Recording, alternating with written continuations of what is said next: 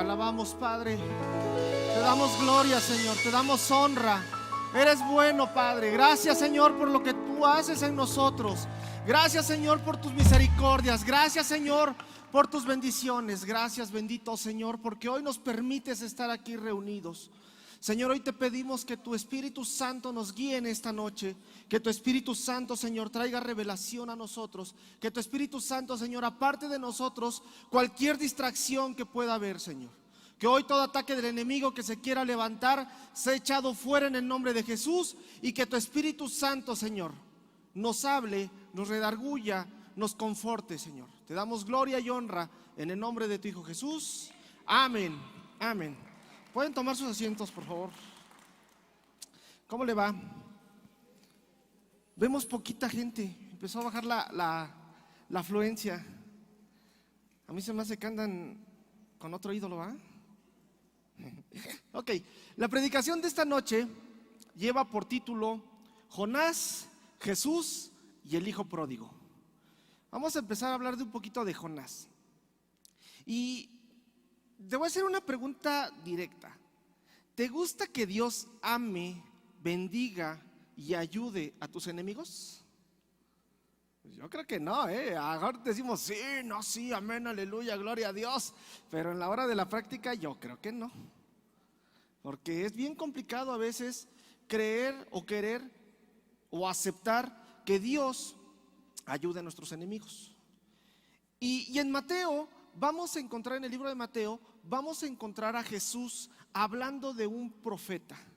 Y este profeta se llama Jonás. Si tú lees los 4 evangelios, si tú lees toda la Biblia al derecho y al revés, del único profeta que va a hablar Jesús es de Jonás. No va a hablar de nadie más. Pero hay algo específico en Jonás para que Jesús le dedicara una mención. Jonás era un profeta menospreciado. Era un profeta que no era querido por el pueblo de Israel. Cuando en el tiempo de Jesús los fariseos no querían a Jonás. Sí. Los niños a la cafetería, por favor, me están indicando. Los niños a la cafetería. Ok. Entonces, era odiado por unos y amado por otros. Cuando nosotros escuchamos la palabra Jonás o hablamos del profeta Jonás, inmediatamente viene a nosotros el profeta desobediente que se lo comió la ballena. Inmediatamente viene a nosotros eso. Pero, y digo ballena entre comillas, porque ahorita vamos a ver esta situación de la ballena o del gran pez. Y a veces nosotros, con esta cuestión del libro de Jonás, tratamos de amenazar a nuestros hijos, tratamos de amenazar a nuestras ovejas. Si te portas mal, Dios te va a castigar. Si escuchas música mundana, te vas a ir al infierno. Si haces esto, te vas a ir al infierno. Y siempre pareciera que estamos mostrando un Dios de ira, un Dios que nada más viene a ver en qué estamos fallando para castigarnos. Y podríamos entender a simple vista que el profeta Jonás o que este libro es un libro que nos refleja un Dios que si te portas mal te va a castigar. ¿Y es correcto? ¿Sí o no? ¿Sí nos castiga Dios por portarnos mal? Pues yo veo al Chapo y apenas lo castigó, pero se aventó muchos años viviéndola a gusto. No todos los que se portan mal les va mal, y no todos los que se portan bien les va bien. De entrada ahí ya estamos rompiendo un paradigma. No siempre va a ser inmediato esta situación. ¿Sabes lo que significa la palabra Jonás o el nombre Jonás? Paloma. Es lo que significa Jonás. Cuando escuchamos paloma, es la palabra Yoná en hebreo. Y es como esa paloma que llevó el mensaje al arca de Noé. ¿Se acuerdan de esa palomita? Llevaba el olivo y llevaba un mensaje y lo traía. Esa era la función principal de una paloma, llevar un mensaje, o el Espíritu Santo también. Vamos a Mateo 12, 38 al 42. Entonces respondieron algunos de los escribas de los fariseos, diciendo: Maestro, deseamos ver de ti señal. Él respondió y les dijo: La generación mala y adúltera demanda señal, pero la señal no le será dada, sino la señal del profeta Jonás. Porque como estuvo Jonás en el vientre del gran pez 3 días y 3 noches, así estará el Hijo del Hombre en el corazón de la tierra 3 días y 3 noches. Los hombres de Nínive se levantarán en juicio con esta generación y la condenarán, porque ellos se arrepintieron a la predicación de Jonás. Y he aquí más que Jonás en este lugar. La reina del sur se levantará en el juicio con esta generación y la condenará, porque ella vino de los fines de la tierra para oír la sabiduría de Salomón. Y he aquí más que Salomón en este lugar. Jesús está hablando de sí mismo. Si hubo un profeta bien bueno que habló y se convirtió Nínive de su pecado, pero aquí hay alguien mayor que Jonás. Y dice, sí, Salomón era un rey más grande, más poderoso, más hermoso, pero aquí está el Rey de Reyes. Y Jesús está hablando de sí mismo. Jonás era un profeta odiado por muchas razones. Jonás era como un profeta antihéroe. ¿Sabes lo que es un antihéroe? Es uno que no es bueno, pero no es malo. Y de este tipo era Jonás. Jonás a veces no predicaba como nos gusta que prediquen. Cuando nosotros escuchamos la palabra profeta, esperamos a la persona que esté aquí al frente y te va a decir: hey, te vas a casar en 3 años, hey, vas a tener una casa dentro de 2 años. A veces pensamos que la profecía va en ese sentido. Pero cuando nosotros estudiamos en el Antiguo Testamento a los profetas no eran queridos. Porque los profetas te decían: hey, rey, te estás metiendo con la esposa de tu hermano y eso es pecado. Los profetas no eran queridos en el Antiguo Testamento, porque siempre señalan las cosas de arriba aquí abajo. Pero Jonás era como esto, era un antihéroe. Es más, los propios de su tiempo y los fariseos no lo consideran un profeta. Hoy el pueblo de Israel no considera a Jonás un profeta, y no representaba los intereses de la nación de Israel en ese tiempo, porque el profeta Jonás iba en contra de la corriente. Si unos predicaban bien, él predicaba mal. Si otros predicaban mal, él predicaba bien. Entonces Jonás siempre iba al contrario. Por eso no le dan mucha importancia. Como predicación, para nosotros le damos un poquito de importancia, pero siempre las predicaciones de Jonás van enfocadas a la desobediencia. Siempre las prédicas de Jonás. Pero le damos más importancia hoy nosotros como predicadores, porque es más fácil predicar a Jonás que predicar a Abdías. ¿Por qué es más fácil predicar a Jonás? Porque Jonás se va a resaltar dentro de la división de los libros del Antiguo Testamento. Vamos a encontrar profetas mayores y profetas menores. Y los profetas menores son 12.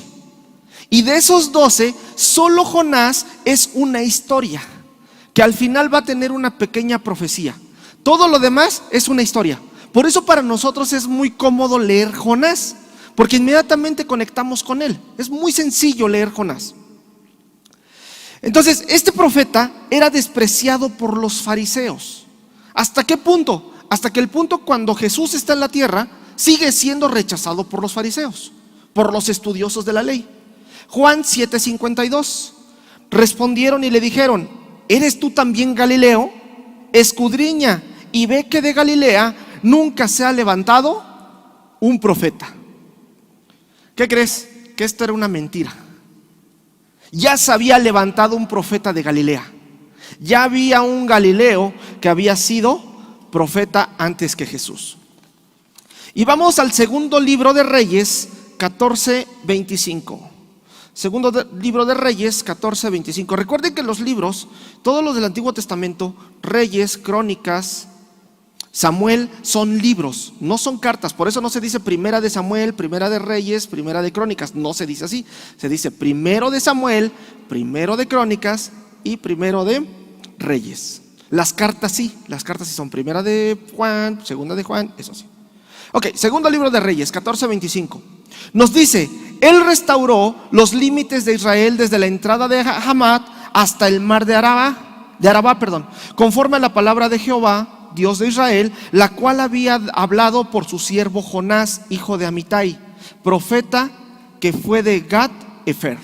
Entonces ya sabemos de dónde viene Jonás, de Gat Efer.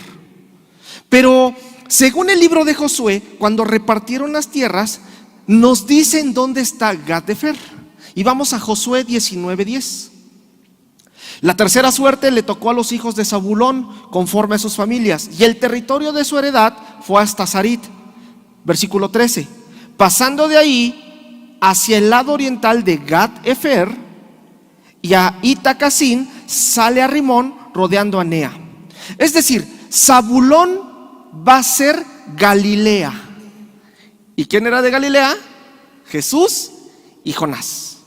Por eso, cuando Jesús hace una mención de Jonás, lo va a hacer de su pariente, de su compatriota, de su, ¿cómo le dicen las personas que son del mismo pueblo? De su paisano, de su paisano. Y entonces menospreciaban a Jonás porque era Galileo, igual que Jesús. Por eso cuando atacan a Jesús le dice: qué bueno ha salido de Galilea, qué bueno ha salido de Nazaret. El libro de Jonás no se parece a los demás libros proféticos, como les decía. Todos los libros, por ejemplo, Isaías, Abdías, Ezequiel, todos van hablando profecía. Y si nosotros los leemos, vamos a encontrarlos hasta a veces un poquito complicados. Siempre van a decir profecía contra el reino de Israel, profecía contra el reino de Judá, profecía contra el rey de Tiro. Y van hablando siempre contra eso. No llevan como una secuencia histórica. Pero en el caso de Jonás sí va a llevar una secuencia histórica. Y al final vamos a encontrar una sola profecía, aparte de otra. A Jonás le vamos a encontrar dos profecías en toda la Biblia. En todo, tanto el Antiguo Testamento como el Nuevo Testamento, le vamos a encontrar solo dos profecías. Y es considerado un profeta menor. Este libro profético va a contener una de las profecías más importantes para la vida cristiana. ¿Cuál es esa profecía? ¿Qué señal dice que va a dar Jesús? La señal del profeta Jonás, que va a pasar 3 días y 3 noches en el vientre de una ballena o de un gran pez. ¿Qué pasó con Jesús? Jesús muere, va 3 días y 3 noches al Hades y resucita. Va a dar la profecía más grande, porque si no hubiera habido resurrección de Jesús, en balde haríamos todo lo que hacemos. Entonces, por eso Jonás va a tener una importancia relevante para la predicación de Jesús. Y la historia de Jonás es la historia de un revolucionario, de un profeta rebelde que odiaba a Dios por querer salvar a sus enemigos. Y esto se escucha bien fuerte. Un profeta que odiaba a Dios, que se enojaba con Dios, que le reclamaba a Dios por querer salvar a sus enemigos. En Mateo, Jesús se compara con Salomón como rey de reyes, pero también está haciendo una comparación con Jonás en cuanto a su predicación. Y no va a elegir a lo mejor un profeta, uno de los grandes profetas para hablar o para predicar, como el profeta Isaías, Ezequiel, Jeremías, el que quieras. Sí, no va a agarrar a Amós, Abdías, va a agarrar a Jonás. Muy pequeña porción de la palabra, pero lo va a tomar. Un compatriota Galileo igual que él. Jesús no va a mencionar a ningún otro profeta sino a Jonás. Y algo pasa en la vida de Jonás que va a ser tan importante para Jesús que lo va a tener como mención en este punto cuando lo están atacando los fariseos. Siempre lo hemos conocido como ese profeta desobediente y no me gusta llamarlo tanto desobediente, sino me gusta llamarlo más como el profeta que no hizo lo que se le mandó a hacer. Porque si hablamos de un desobediente, el único hijo de desobediencia es Satanás. Y al final estoy seguro que vamos a ver, después de terminar esta predicación, ustedes también lo van a saber, Jonás va a estar en el cielo. Entonces Jonás no es un hijo de desobediencia. Jonás no va a ser un profeta desobediente. Simplemente no hizo lo que Dios quería que hiciera. Pero ahorita vamos a ir viendo esto, porque es muy fácil ponerle el adjetivo de desobediente. Pero por no hacer caso, se lo tragó un gran pez. Eso sí, es como el Pinocho de los cristianos. Y ahí va la comparación. Pinocho es una muy buena película. Fue escrita en el año y publicada en el año 1940. O sea, Pinocho estaba siendo transmitida cuando Hitler estaba en el gobierno. Imagínense cuántos años tiene la película de Pinocho. Obviamente Pinocho es una buena película donde muestra el amor de Gepetto por su marioneta, querer reflejar el amor de un hijo en esa marioneta.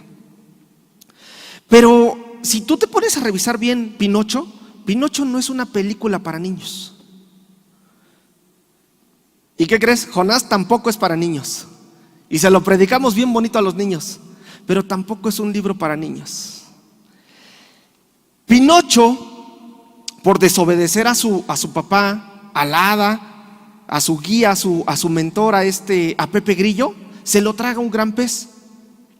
Y Jonás va a ser nuestro pequeño Pinocho. Yo creo que por eso muchas veces nosotros relacionamos en que a Jonás se lo comió una ballena. Y no se lo comió una ballena. Perdón, pero no se lo comió una ballena. A veces mezclamos estas historias. Y aunque un humano, nosotros podemos ver el tamaño de una ballena, de un chacalote, llegan a medir 6, 8, 10 metros, son enormes. Y un humano cabría perfectamente en la boca de uno de estos animales. La boca de un chacalote mide alrededor de 3 metros. Pero es imposible científicamente que una ballena se pueda tragar a una persona. ¿Sabes cuánto mide la garganta de una ballena? Un puño de humano. Esto es lo que mide. Y lo máximo que puede abrir son 38 centímetros. Entonces, es imposible que una persona pueda pasar por ahí. Entonces, tirando ideologías y clases de niños, a Jonás no se lo comió una ballena.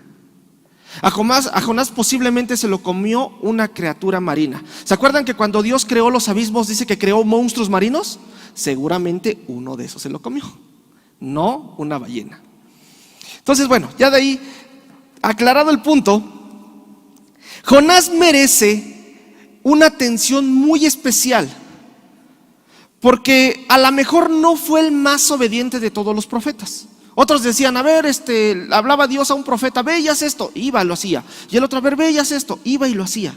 Pero Jonás no. Jonás va a tomar una forma diferente, pero vamos a desmenuzar a Jonás para poder entenderlo. Y el libro de Jonás, cuando nosotros empezamos a leerlo, son 4 capítulos, está para que te lo leas en una tarde. Es más, hoy antes de dormir lo lees y vas a entender muchas cosas de la predicación. Cuando empezamos a leer el libro de Jonás, no se para a explicarnos quién es Jonás ni dónde está Nínive. Simplemente dice Jonás, porque da por entendido que las personas que están leyendo el libro conocen a Jonás y conocen Nínive. Entonces no se para a explicar nada de eso. Vamos al versículo 1 del capítulo 1 de Jonás. Jonás 1, 1 y 2. Vino palabra de Jehová a Jonás, hijo de Amitai, diciendo, levántate y ve a Nínive, aquella gran ciudad, y pregona contra ella, porque ha subido su maldad delante de mí. ¿De quién era hijo Jonás? Amitai. ¿Sabes lo que significa Amitai? Fidelidad. Entonces, cuando estamos hablando de Jonás, estábamos hablando que es una paloma que es hijo de la fidelidad. Porque siempre en los hebreos los nombres llevan un significado. Entonces suena medio ilógico que si Jonás es una persona obediente por nombre, por condición, y aparte hijo de fidelidad, no haga lo que Dios le manda hacer. Algo está pasando. Debe de haber una razón muy fuerte para que Jonás no cumpla con lo que tiene que hacer.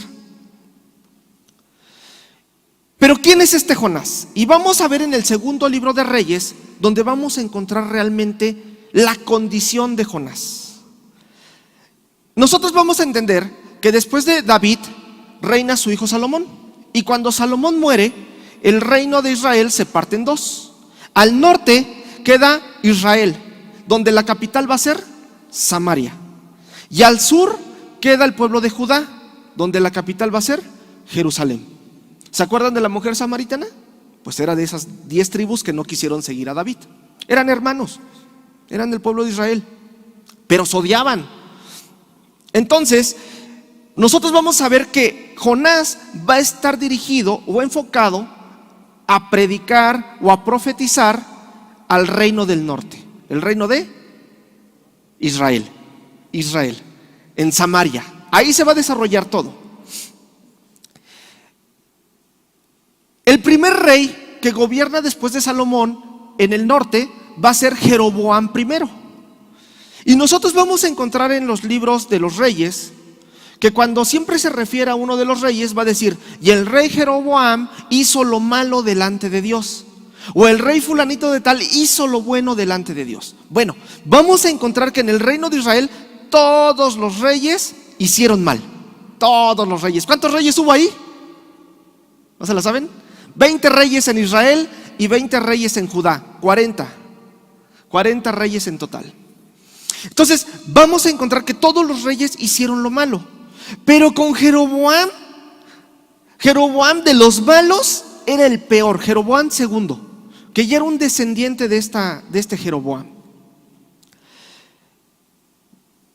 Vamos a ver que este Jeroboam, poco después de que termine su gobierno, en el año 722 antes de Cristo, van a destruir los sirios a Samaria. Va a quedar totalmente destruida esa ciudad. ¿Saben cuál era la ciudad capital de Siria? Nínive iba a destruir al pueblo de Israel. Ya encontramos por ahí por qué Jonás no quería ir a predicarles. Él ya sabía que algo iba a pasar con Nínive o con Siria. Siria o Asiria es reconocido como uno de los pueblos más sanguinarios, más espantosos que ha habido sobre la tierra. Es más, podemos ver las noticias ahorita. Siria y Palestina siempre están en guerra. Siempre hay guerra de parte de ellos. Grandes grupos armados se han levantado en Siria actualmente y siguen haciendo mucho mal. Eran muy creativos en la invención de la tortura hacia el hombre. La invención tan fuerte o más importante de los asirios en cuestión de tortura fue la cruz. La cruz la tomaron los griegos y después los romanos, y por eso llegó también a Jesús. Entonces imagínense quién inventó este medio de tortura. Los estudiosos hoy dicen que después de la Santa Inquisición y todo esto, no hay ningún instrumento de tortura que se compare a la cruz. Y esto lo inventaron los sirios, los asirios. Segundo de Reyes 14:23. En el año 15 de Amasías, hijo de Joás, rey de Judá, comenzó a reinar Jeroboam, hijo de Joás, sobre Israel en Samaria, y reinó 41 años. Este rey de los malos, el peor, gobernó 41 años. Regularmente los reyes malos gobernaban poco tiempo, muy poco tiempo, les duraba muy poquito su reinado, pero este le duró muchísimo. Continuamos, segundo de Reyes 14, 24, 27. E hizo lo malo ante los ojos de Jehová, y no se apartó de todos los pecados de Jeroboam, hijo de Nabat. Él hizo pecar a Israel. Él restauró. Aquí viene un punto importante que hizo este rey. Este rey, como rey religioso, siguiendo a Dios, era muy malo, pero políticamente era muy bueno. Él restauró los límites de Israel desde la entrada de Hamat hasta el mar de Arabá, conforme a la palabra de Jehová, Dios de Israel, el cual había hablado por su siervo Jonás, hijo de Amitai, profeta que fue de Gat Efer. Es decir, Jonás le predicaba muy bien a Jeroboam II. Jonás era cuate de Jeroboam II. Cuando llegaba Amós, cuando llegaba Abdías, ellos siempre, la predicación de ellos era de confrontación, era de decirle: estás haciendo las cosas más, Jeroboam, Dios te va a castigar, Jeroboam. Y llegaba Jonás y le dice: no te preocupes, Dios va a ensanchar tus reinos. Y se cumplió. La profecía de Jonás se cumplió. Esa es una de las profecías que le digo que se cumplió. Continuamos. Porque Jehová miró la muy amarga aflicción de Israel, que no había siervo ni libre, ni quien diese ayuda a Israel, y Jehová no había determinado raer el nombre de Israel de debajo del cielo. Por tanto lo salvó por mano de Jeroboam, hijo de Joás. Y vamos a empezar a meternos en misericordia. La misericordia de Dios. El pueblo de Israel no merecía ser rescatado, y utilizó a este mal rey para rescatar al pueblo de Israel, para que no fuera arrasado, para que no fuera destruido. Y ahí está Jonás. junto al rey. Y a pesar de que Jeroboam era muy mal rey, Dios tenía misericordia. Dios acudió a ellos de muchas maneras. Enviaba profetas a decirle: hey, restauren el camino, compórtense, congréguense, diezmen, sirvan. Pero el pueblo no obedecía. Y le mandaba otro profeta: si no se arrepienten va a venir destrucción, si no se arrepienten va a venir destrucción. Y dice Dios: está bien, también les voy a mandar palabra de confortación. Está bien, a lo mejor no están haciendo las cosas bien, pero por misericordia vamos a expandir el territorio. Y el territorio fue alcanzado. Les digo que políticamente Jeroboam II sí fue un muy buen rey. Religiosamente o siguiendo a Dios no lo fue, porque ofrecía sacrificios a otros ídolos, no quitó los lugares altos, pero en cuestión de política era muy buen rey. Imagínate a los otros profetas: Abdías y ¿cuál era el otro? Se me fue. Y Oseas, perdón. Amós y Oseas, dos profetas que predicaban a la par. Amós y Oseas predicando al rey: hey, te vas a ir al infierno, te va a castigar Dios, transforma tus caminos. Y por el otro lado Jonás: te va a ir bien, no te preocupes. A veces así va a actuar Dios.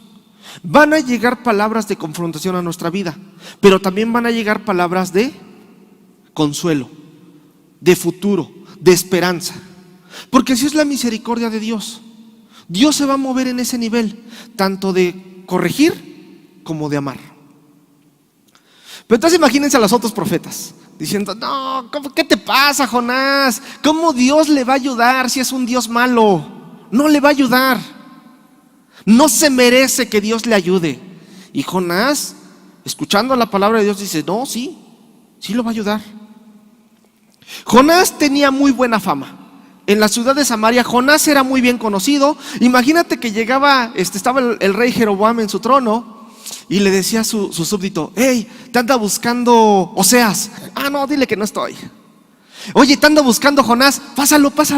Es más, ya pon la mesa, vamos a comer. Ese era Jonás.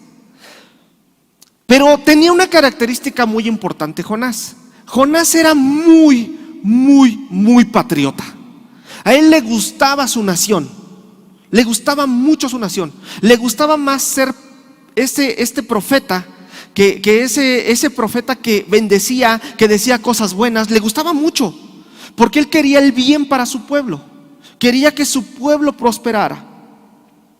Pero de repente Dios le va a cambiar todo y lo va a mandar a predicar cosas no tan bonitas. Siempre la predicación de Jonás fue muy bonita.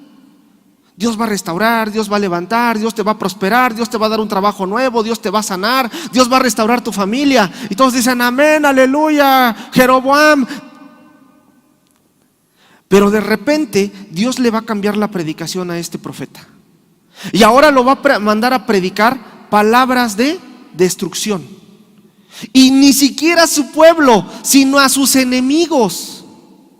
Y dice Jonás: no, ¿cómo voy a ir a predicarle a mis enemigos? ¿Cómo le voy a ir a predicar a mi vecino que siempre me cierra el paso para que Dios lo toque, para que Dios lo bendiga? ¿Cómo le voy a hablar a mi jefe que todos los días me está pique y pique para que Dios lo bendiga? A veces como cristianos nos volvemos de esa forma. Nos volvemos celosos del evangelio y no queremos que las demás personas sean bendecidas por Dios, porque decimos: no, nada más es para mí, solo yo me lo merezco. Y eso es lo que estaba pasando con Jonás en este punto. Decía: la salvación únicamente va a ser para el pueblo de Israel, no tiene que ser para los ninivitas, ellos no se lo merecen. Y este profeta va a ser enviado por Dios entonces, y se va a esa tierra extranjera. Y vamos a ver el capítulo 1 de Jonás. Vamos a ver los 4 capítulos muy rápido, no se espanten. Capítulo 1 dice: de Samaria al barco. Recordemos que Jonás estaba en la ciudad de Samaria. Y dice Jonás: pues yo no me voy a ir a predicar nada, así que voy a agarrar un barquito y me voy a ir para el otro lado. Volvemos a leer Jonás 1:1-2. Vino palabra de Jehová a Jonás, hijo de Amitai, diciendo: levántate y ve a Nínive. Levántate, flojo, ve a Nínive, ve a predicar, ve a hacer lo que te toca hacer. Aquella gran ciudad, y pregona contra ella, porque ha subido su maldad delante de mí. Jonás escucha esta orden y lo primero que hace es huir. ¿Pero por qué huye? Si era un profeta que obedecía, que siempre hacía lo que Dios le mandaba, profetizaba lo que Dios le daba a profetizar, ¿por qué en esta ocasión Jonás dice: no, me voy a otro lado? No quiero dar un mensaje a ellos, no quiero dar ese mensaje a los gentiles. ¿Quiénes eran los gentiles? Todos aquellos que no conocían a Dios. Lo que podríamos decir hoy los mundanos, en el ámbito, en el lenguaje cristiano. ¿Cómo le voy a llevar el mensaje a esos que le están cantando a la Virgen? No les voy a cantar nada. Pero huye para no dar el mensaje a gentiles, pero se va en un barco lleno de gentiles. Y ahí va Jonás, en el barquito. Pero de repente pasa algo. Los marineros gentiles, mundanos, disciernen algo espiritual, algo que no está bien. Entienden que el mar no se está comportando correctamente y dicen: algo está pasando. Y la palabra que utilizan es: vamos a echar suertes a ver quién de los que está aquí es el que está haciendo este conflicto. Y Jonás dice: bueno, ya echen sus suertes, yo me voy a dormir. ¿Les recuerda otra persona que se durmió en medio de una tormenta? Jesús. Porque Jonás, en el libro de Jonás vamos a encontrar mucha cristología, vamos a encontrar muchas similitudes de lo que hacía Jesús con lo que hizo Jonás. El libro de Jonás, cuando lo leemos a detalle, vamos a encontrar una inmensidad de cristología. Y dice un escritor, Timothy Keller: no todo lo que pasa es consecuencia del pecado, pero cuando uno peca van a pasar cosas. No todo lo que te pasa es consecuencia del pecado, pero cuando nosotros pecamos algo va a pasar. Entonces debemos tener mucho cuidado. En este momento la tormenta es el resultado de la desobediencia, vamos a llamarla así, de Jonás. Y los marinos se dan cuenta y dicen: ¿quién fue? Cuando echan suertes se dan cuenta que el culpable es Jonás. Y Jonás dice: ¿tú quién eres? No, pues soy Jonás, de Galilea, vamos a llamarla así, de Gad Hefer, y soy hebreo. Y sí, y adoro al Dios Altísimo, el creador de la tierra y de los mares. Y los marineros: si creó la tierra y los mares, ¿cómo te quieres esconder en el mar de tu Dios? Nosotros a veces así nos queremos esconder de Dios. Nos queremos ir a lo más profundo de la tierra, nos queremos ir lejos de la congregación para que no nos vean que estamos pecando. Pero ¿cómo te quieres esconder de Dios si Él es el creador de todo? Entonces se dan cuenta de lo que pasa y dice Jonás: está bien, no se preocupen, yo soy el culpable, aviéntenme al mar. Y con eso se va a calmar todo. Y lo avientan. Y ese es un sacrificio que hace Jonás. Otra vez cristología. El sacrificio de Jonás para salvar a los gentiles. Lo tiran al mar y se calma todo. Vamos a Jonás 1:16. Dice: y temieron aquellos hombres a Jehová con gran temor, y ofrecieron sacrificio a Jehová, e hicieron votos. Los marinos gentiles creyeron más en Dios que el propio Jonás. Se convirtieron en ese momento, sin necesidad de predicación, sin necesidad de que los reprendieran, sin necesidad de nada. Al ver la actitud de lo que estaba pasando y cómo Dios controlaba los mares, dijeron: yo le adoro, yo le rindo sacrificio y me vuelvo al Señor. A veces nosotros queremos ir a predicarle a las personas: arrepiéntete, pecador, deja de hacer esto, deja de hacer el otro. Que tu testimonio hable mucho más que tus palabras y que eso transforme a las personas. Entonces vamos a continuar. Jonás 1:17. Pero Jehová tenía preparado un gran pez que tragase a Jonás. Ya ven cómo dice un gran pez, no dice una ballena, dice un gran pez. Y estuvo Jonás en el vientre del pez 3 días y 3 noches. ¿Tú crees que sobrevivió? Algunos teólogos dicen que no, que realmente Jonás murió y resucitó. Porque volvemos a Pinocho. Cuando nos imaginamos la persona dentro del estómago del pez, pues nos imaginamos que está así la casita y está con su velita y está en su lanchita y pasa la agüita, y no es cierto. Algunos teólogos dicen que cuando Jonás salió del estómago del pez, por los jugos gástricos salió quemado. Por eso después lo vamos a ver sentado, viendo a Nínive a lo lejos, y está tapado con una calabacera. Y cuando le quitan la calabacera, dicen que se enoja. Pero es justamente por eso, porque su piel había quedado marcada, consecuencia de haber estado en el estómago del pez. Y Dios tenía preparado este pez. Y esta va a ser la señal más grande del profeta Jonás. Se les decía hace un momento, esta va a ser la señal y la profecía más importante para nosotros. 3 días y 3 noches y resucitó. Vamos al capítulo 2. Del barco al gran pez. Ya brincó, ahora está en el gran pez. Y en el capítulo 2 vamos a cambiar el escenario. Ya no estamos en el barco, ya estamos en el gran pez. Y aquí va a suceder algo muy importante de Jonás. Vemos que siempre Dios le está hablando a Jonás. Jonás, ve, haz esto. Jonás, haz el otro. Jonás, ven por aquí. Pero en este momento va a venir la oración de Jonás. Y Dios venía hablando, ¿no? Pero esta oración lo va a hacer Jonás desde lo más profundo, desde lo más oscuro, desde lo más alejado. Seguramente esa ballena estaba, o ese gran pez, perdón, estaba profundo, frío. No había fogatita, no había nada. En la soledad. Ahí es donde lanza Jonás una oración. Y a muchos de nosotros nos pasa eso. A veces hablamos de desiertos y de tormentas. Hablemos ahora también de ballenas.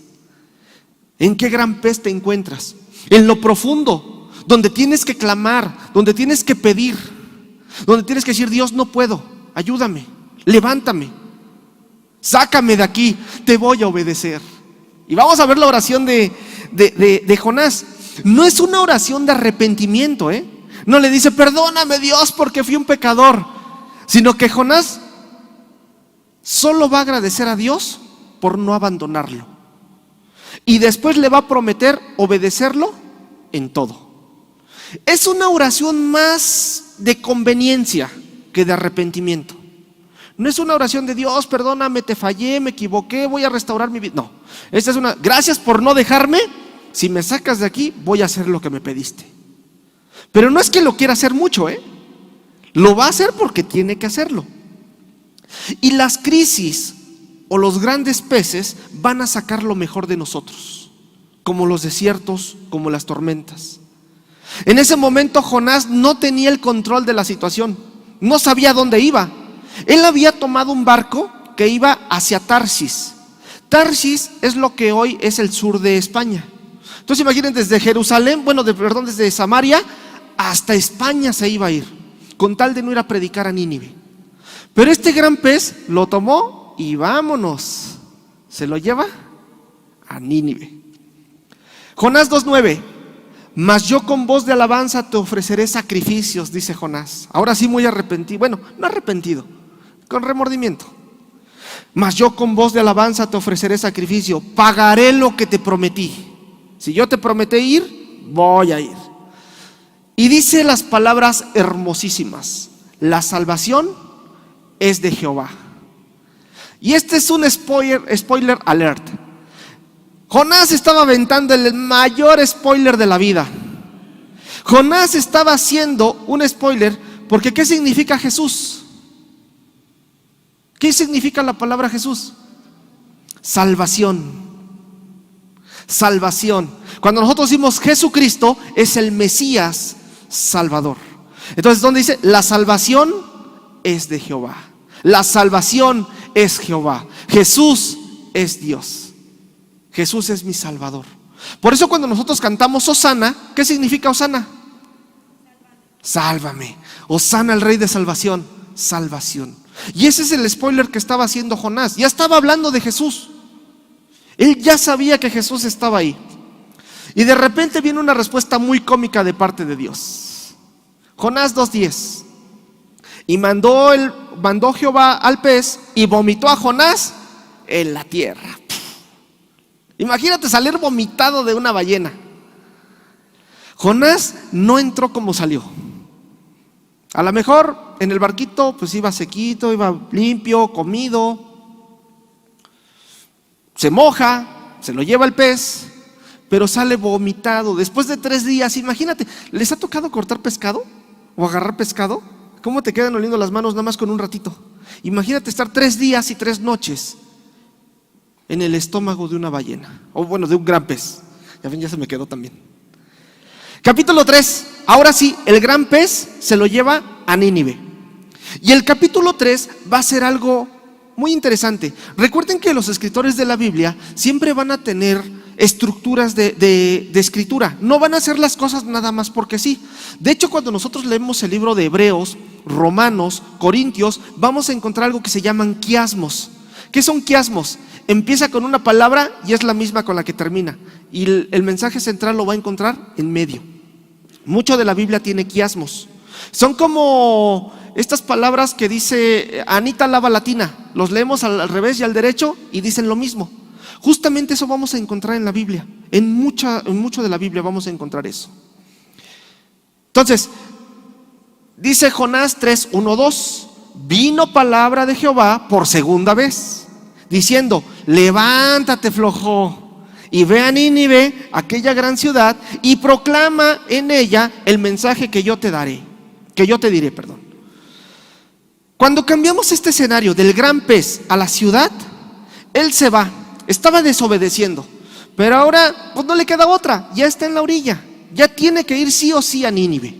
Ya no se la pone muy difícil Dios. No va convencido, pero va y publica. Y vamos a Jonás 3:4. Y comenzó Jonás a entrar por la ciudad camino de un día, y predicaba diciendo: de aquí a 40 días Nínive será destruida. ¿Cuántas palabras eran? 8 palabras en español, en hebreo solo son 5. 5 palabras le bastaron a Jonás para que el pueblo entero de Nínive se arrepintiera, y aún hasta las vacas se pusieran a ayunar.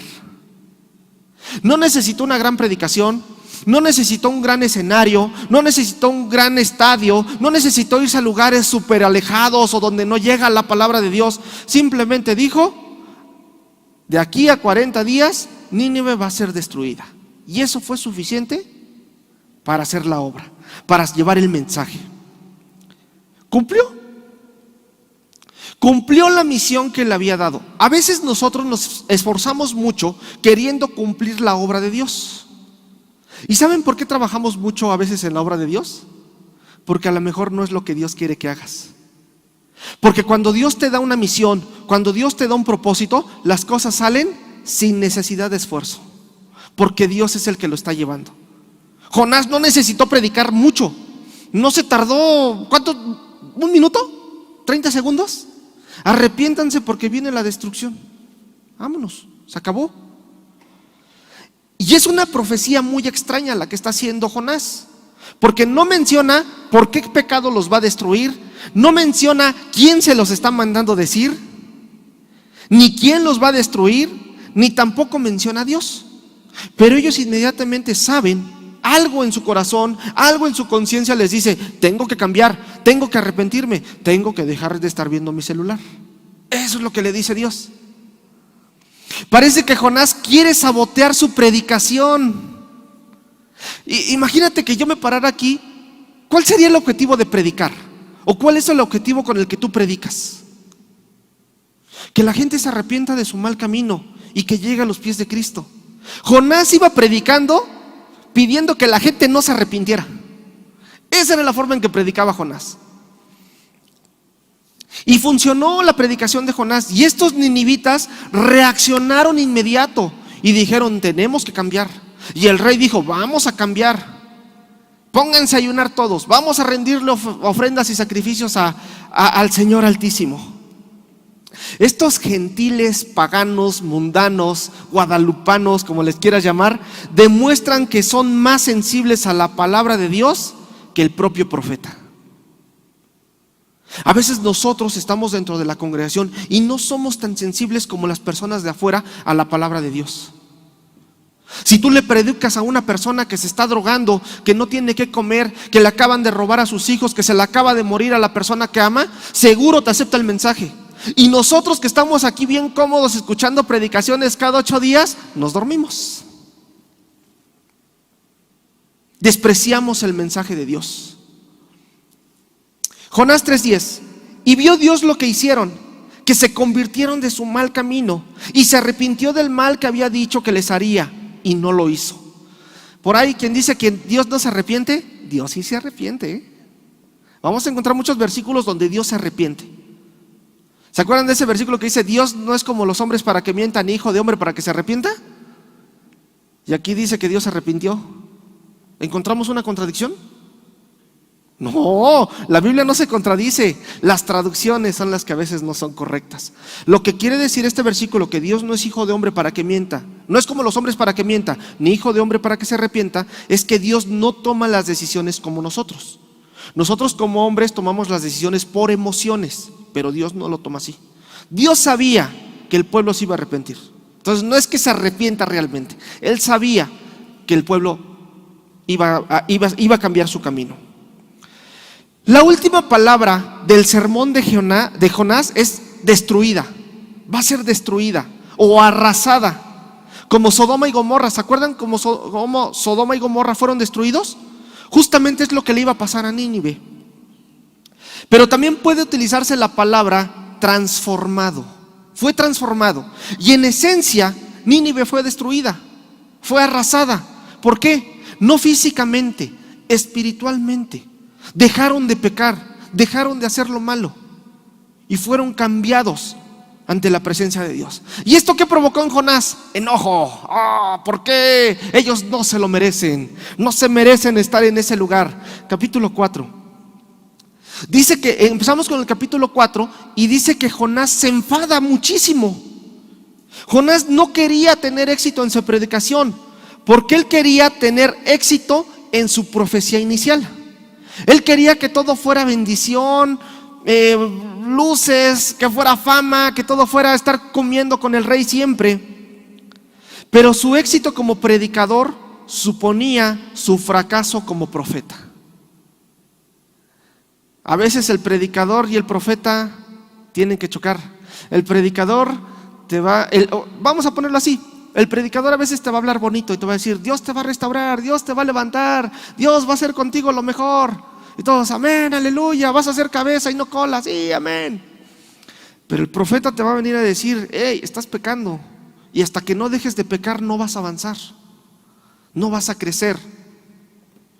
¿Cómo quieres la bendición si no sirves? ¿Cómo quieres ser bendecido si no diezmas? El profeta a veces tiene más ese conflicto. Por eso el profeta, les digo, no va a ser muy querido siempre. Por eso huyó Jonás. Y hay un comentario de un escritor cristiano que se llama David Burt, y dice algo acerca de Jonás muy interesante. Jonás está rechazando lo que hasta ahí ha sido la gloria para su vida. Jonás en este momento todo era bonito, todo era riqueza, todo era comodidad, porque estaba con el rey, le iba muy bien. Económicamente no tenía persecución de ningún tipo, y deja la gloria de su vida, es decir, ser el profeta del Señor. Él podía haberse quedado, no necesitaba huir. Si se hubiera quedado con el rey Jeroboam II, no hubiera pasado nada, ahí hubiera estado bien. Pero él se está haciendo una negativa total, y lejos de ver en Jonás a un hombre arrogante, impetuoso y rebelde que desobedece a Dios a la ligera, debemos considerarlo como un hombre profundamente atormentado, que se entrega a una huida suicida por amor a su pueblo. Cambia totalmente el concepto de Jonás. Ya no vemos a un Jonás desobediente que no quiso obedecer nada más porque sí, sino dice: me voy a sacrificar, prefiero morir a llevar el mensaje y que ese mensaje destruya a mi pueblo. Por amor, el sacrificio. Cristología. ¿Cuántos de nosotros no dejamos la comodidad de nuestra casa, de nuestro trabajo, por ir a predicar, por ir a hablar, por ir a levantar? A veces: no, pues mejor que lo ayuden otros hermanos, yo me quedo en mi casita porque está lloviendo, está haciendo mucho frío, mejor hoy me quedo. ¿Cómo me voy a ir a Cuba, no? No, si, aparte de pagar mi boleto, llevarles comida, perder trabajo, ¿para qué me voy a Cuba? Mejor que vayan otros. Todo eso nosotros tenemos que aprender a ver. Por amor, Jonás se sacrificó. ¿Cuántas personas han dejado de seguir su llamado por estar atormentados por el pecado, por el mundo, por su propia vida o por la presión de la iglesia? Muchos de los que estamos aquí no estamos cumpliendo el llamado que Dios hizo a nuestra vida, porque nos da flojera, porque no nos sentimos capaces, porque aún ese pecado oculto no me suelta.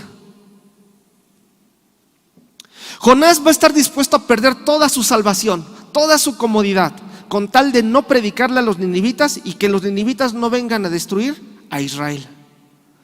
Él sabe que cumplir esta misión hará que Israel pierda sus promesas, porque era real. Jonás sabía lo que iba a pasar. Jonás sabía que Nínive se iba a levantar como un gran imperio e iba a venir a destruir a Israel. Él no quería eso. Él quería las promesas que Dios le había dado primero, que Israel iba a crecer, iba a florecer, iba a expandir su territorio. Pero el plan de Dios era diferente. La ballena no es el instrumento de castigo de Dios. El gran pez otra vez. Ya ven cómo no es el instrumento de castigo de Dios, porque podríamos ver, pues es que Dios castigó a Jonás y por eso se lo comió el gran pez, y podemos ver como un instrumento de castigo, pero no es así. El gran pez es el instrumento de la gracia y de la misericordia de Dios, porque Jonás pudo haber muerto ahogado ahí y se acabó la historia de Jonás y mandar a otra persona a Dios. Pero Dios mandó este gran pez por él, lo llevó a Nínive, cumplió su propósito y por eso lo vamos a ver en el cielo. ¿Lo hizo de malas? A lo mejor sí. ¿No lo hizo tanto queriendo? Sí, no quería ir, pero lo terminó haciendo. Jonás 4:2, y oró a Jehová y dijo: ahora, oh Jehová, ¿no es esto lo que yo decía aún estando en mi tierra? Por eso me apresuré a huir a Tarsis, porque sabía yo que tú eres Dios clemente y piadoso, tardo en enojarte y de gran misericordia, y que te arrepientes del mal. Ese es nuestro Dios. Y Jonás estaba citando específicamente Éxodo 34:6. Y pasando Jehová por delante de él, proclamó: Jehová, Jehová, fuerte, misericordioso y piadoso, tardo para la ira y grande en misericordia y verdad. ¿Cuál era la diferencia entre los ninivitas y Jeroboam? Ninguna. Los dos estaban haciendo lo mal delante de Dios. La diferencia para Jonás es que Jeroboam era su amigo. Por eso decía: no, Jeroboam sí merece la gracia. Mi amigo sí merece que oremos por él. Mi amigo sí merece que le ayudemos. Él no es mi amigo, entonces él que se arregle solo. A veces así nos comportamos. Pensamos que a Dios le caen bien las personas que nos caen a nosotros bien, y pensamos que a Dios le caen mal las personas que a nosotros nos caen mal. Dios, tu ira sobre esta persona que es bien mala, pero también es hijo de Dios y también sobre él hay gracia y misericordia. A veces queremos que la ira de Dios siempre caiga sobre mi vecino, no sobre mí ni mis amigos, solo sobre el que me cae mal. Jonás 4:3, ahora pues, oh Jehová, te ruego que me quites la vida, porque mejor me es la muerte que la vida. Era un poco emocional este Jonás. A veces pedía vivir, a veces pedía morir, a veces se deprimía, se tiraba al drama. Casi no pasa en la iglesia, pero a Jonás sí le pasaba. Jonás prefiere morir a que perdone a sus enemigos. Prefiere morir a que perdone a la ciudad de Nínive. Pero Dios no accede. Jonás va y se sienta a una colina y se sienta a ver la ciudad, esperando que los ninivitas se arrepientan de haberse arrepentido. A ver si en algún momento dice: se arrepienten de haberse arrepentido y viene la ira de Dios, a ver si los destruye. Pero no pasó. Jonás 4 del 4 al 11. Y Jehová le dijo: ¿haces tú bien en enojarte tanto? Y salió Jonás de la ciudad y acampó hacia el oriente de la ciudad, y se hizo ahí una enramada y se sentó debajo de ella a la sombra hasta ver que aconteciera en la ciudad. Y preparó Jehová Dios una calabacera, la cual creció sobre Jonás para que hiciese sombra sobre su cabeza y le librase de su malestar. Y Jonás se alegró grandemente por la calabacera. Pero al venir el alba del día siguiente, Dios preparó un gusano, el cual hirió la calabacera y se secó. Y aconteció que al salir el sol, preparó Dios un viento recio solano, y el sol hirió a Jonás en la cabeza y se desmayaba y deseaba la muerte. Otra vez deseaba morirse. diciendo: mejor me sería para mí la muerte que la vida. Entonces dijo Dios a Jonás: ¿tanto te enojas por la calabacera?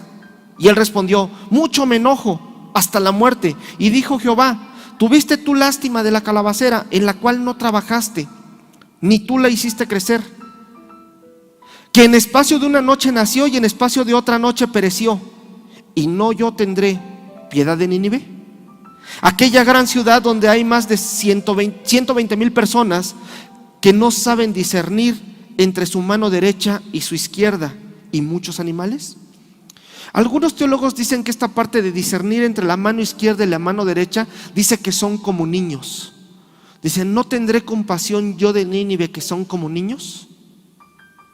Dice: tú te preocupas por una calabacera, pero dice Dios: yo me voy a preocupar por ellos, por los buenos y por los malos. Hay una relación muy estrecha entre Jonás, entre Jesús y el hijo pródigo. Jonás le faltó amor. Por amor no le quería predicar a los ninivitas. Si hoy tú tienes familiares, amigos, vecinos que están cerca de ti y que no conocen a Jesús porque no les has hablado, es porque no los amas. Si tú los amaras, harías hasta lo imposible para que ellos vinieran a los pies de Cristo. Muchas veces: bueno, ya le dije, pero no quiso. Ahí luego, cuando lo veamos al infierno, ahí vamos a sentir realmente el lloro y crujir de dientes que van a estar padeciendo. Nos toca predicar. Y hay una relación muy estrecha entre Jonás y la parábola del hijo pródigo. Y en Lucas 15, 11 al 32 vamos a encontrar esta parábola del hijo pródigo, o los hijos perdidos también le llaman. No solo le llaman el hijo pródigo, sino los hijos perdidos. Hay dos: el menor y el mayor. Y el menor en la primera parte es el que huye, se va. No quiere estar cerca del padre, solo quiere la herencia, no quiere obedecer, no quiere estar cerca de él. Huye al llamado de Dios. ¿Cuántos hemos huido al llamado que Dios nos hizo? No quiere estar cerca del Padre, no quiere hacer las cosas que Dios le manda hacer porque a su entendimiento no son tan buenas. ¿Cómo va a ser bueno estar congregándome cada 8 días, servir, ayudar, levantar? Eso no es para mí. Se aleja, y en ese alejamiento va a entender que no puede vivir sin Dios. Termina volviendo porque llega un gran pez. En este caso van a ser cerdos. Los cerdos llegan, los cerdos van a ser el gran pez del hijo pródigo, donde él se siente totalmente perdido. Él no sabe qué hacer. Ha perdido su identidad, ha perdido todo lo que es. Es en donde Pinocho sigue siendo de madera, en donde Pinocho ya no es humano, se deshumaniza, donde Pinocho quiere seguir fumando, donde Pinocho quiere seguir metiéndole la mano a su novia, donde Pinocho quiere seguir robando, donde Pinocho quiere seguir mintiendo, quiere seguir estando metido en el chisme. Está deshumanizado. Muchos hijos de Dios se fueron de la iglesia porque querían seguir sus sueños, y en ese proceso de seguir sus sueños se deshumanizaron. Ay, es que voy a ir a esa iglesia que está bien bonita. Nunca los cuidaron, nunca los atendieron y terminaron perdiéndose. Hoy vemos muchos de los que se congregaban en borracheras, en fornicación, en adulterio, en drogadicción, porque se deshumanizaron, se alejaron del Padre, queriendo buscar sus sueños. Pero este hijo pródigo en algún momento recobra la razón y regresa.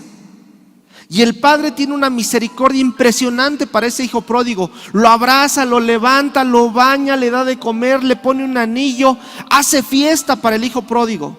Porque aquí es el Padre misericordioso. Cuando nosotros nos arrepentimos de la maldad que hemos cometido, Dios nos levanta, Dios nos restaura, nos limpia. En la primera parte, Jonás, en el libro de Jonás, capítulo 1 y capítulo 2, Jonás va a ser ese hijo menor, el hijo que huye, el hijo que se va. Y en la segunda parte va a aparecer el hijo pródigo que ha vuelto. donde ya hay la fiesta, donde ya está todo, pero vamos a encontrar un segundo personaje, el hijo mayor. El hijo mayor que siempre ha obedecido, el hijo mayor que está enojado porque el hermano que ahora es restaurado le están haciendo fiesta. Es como Jonás cuando se sienta en la colina y está viendo a Nínive, no se lo merece. Así justamente el hermano mayor está viendo al menor, no se merece eso, porque se gastó la herencia en prostitutas, ni sabe, ni estuvo ahí, pero él dice que se gastó el dinero en prostitutas. Es aquí donde Jonás pasa a ser el hermano del hermano menor al hermano mayor. Y vemos a Jonás reclamándole al padre y diciendo: los ninivitas no se lo merecen, los guadalupanos no se merecen a Dios, no se merecen mis enemigos ser bendecidos, ellos no se lo merecen, solo yo. El hermano mayor está enojado de que el hermano menor se haya gastado todo. Pero este es el peor de los errores. Ese es el peor de los errores, cuando nosotros empezamos a ver la bendición que Dios está haciendo en otras personas y empezar a juzgarlo, a criticarlo, a decir: pero si ese es bien pecador, ese no se lo merece, ese ¿por qué está ahí? Juzgamos y criticamos. Si ascienden a alguien en tu trabajo y tú te lo merecías, ¿cómo te pones? Es que él no se lo merecía, es porque le hace la barba al dueño y por eso lo subieron. Pero Dios va a bendecir a quien Él quiere, y eso tenemos que aprenderlo. Cuando terminamos de leer la parábola del hijo pródigo, vemos Lucas 15, 31 al 32. Él entonces le dijo: hijo, tú siempre estás conmigo y todas mis cosas son tuyas, mas era necesario hacer fiesta y regocijarnos, porque este es tu hermano, era muerto y ha revivido, se había perdido y es hallado. Termina igualito que la historia de Jonás. Dios diciéndole a Jonás: es necesario que yo lo salve. ¿Cómo no habría de preocuparme por Nínive? También necesitan salvación. Y la misericordia de Dios está para cada uno de nosotros, los que los merecemos y los que no la merecemos. La mayoría no la merecemos, pero Dios está ahí. El hijo pródigo es restaurado, Nínive es levantada. Jonás tenía sus razones lógicas, o en su corazón él pensaba que era lógico, pero Dios le dice: no va a ser como tú crees, va a ser como yo digo. A veces tenemos una lucha entre el Dios de justicia y el Dios de amor. A veces pensamos que en el Antiguo Testamento Dios es pura justicia, guerras, muertes, y en el Antiguo Testamento es puro amor. Pero la gracia del Nuevo Testamento estuvo desde el primer capítulo de Génesis. Desde ahí estuvo la gracia de Dios. Y la justicia de Dios también está en el último libro del Nuevo Testamento, en Apocalipsis. Porque Dios, como es justicia, es gracia y misericordia. Dios es el mismo, Dios no ha cambiado, sigue siendo el mismo, ha sido, es y será por los siglos de los siglos. No merecemos la misericordia, pero por misericordia hoy estamos aquí. Vamos a orar. Señor, gracias porque tú eres bueno. Gracias, Padre, porque tú nos muestras, Señor, que nosotros no merecemos nada de lo que tenemos, pero aún, Señor, en ese infinito amor, tú has dado tu vida por nosotros. Tú, Señor, has entregado todo. Cuando nosotros te fallamos, te golpeamos, Padre, te ofendimos, te rechazamos. Hoy, Señor, queremos poner nuestra vida a cuentas contigo otra vez. Queremos pedirte perdón porque no hemos predicado, Señor. A veces nos hemos enojado porque bendices a algunas personas y a nosotros no. Pero, Señor, hoy queremos ponernos delante de ti, pedirte perdón por esto, Señor. Padre, danos guía, danos dirección, danos un corazón entendido para poder predicar a todas las personas sin ver su condición social, mental, espiritual, financiera, Señor. Que nosotros podamos predicar a cualquier persona, que en todos los lugares que nosotros nos paremos hagamos un cambio, Señor. Que tu amor y misericordia se vean reflejados por nosotros, Señor, para poder predicar. Que cuando son tus propósitos, Señor, no tenemos que hacer un gran trabajo porque tú ya lo has hecho todo. Gracias, Señor, por tener misericordia de nosotros. Gracias, Señor, por habernos cuidado hasta este momento. Gracias, Señor, por no dejarnos desamparados en ningún momento de la vida. Gracias, Señor, porque tú sigues siendo bueno. Padre mío, hoy te alabamos y te bendecimos y queremos, Señor, que tú sigas cuidando de nuestras vidas, sigas hablando a nuestros corazones, sigas redarguyendo, Señor. Si hemos caído en pecado, si hemos cometido algún error, que tú, Señor, así como eres tardo para tomar justicia, Señor, que, Señor, sigas teniendo esa misericordia en nuestras vidas. Te damos gracias, Señor, en el nombre poderoso de tu Hijo Jesús. Amén. Amén. Y le damos un aplauso a Dios.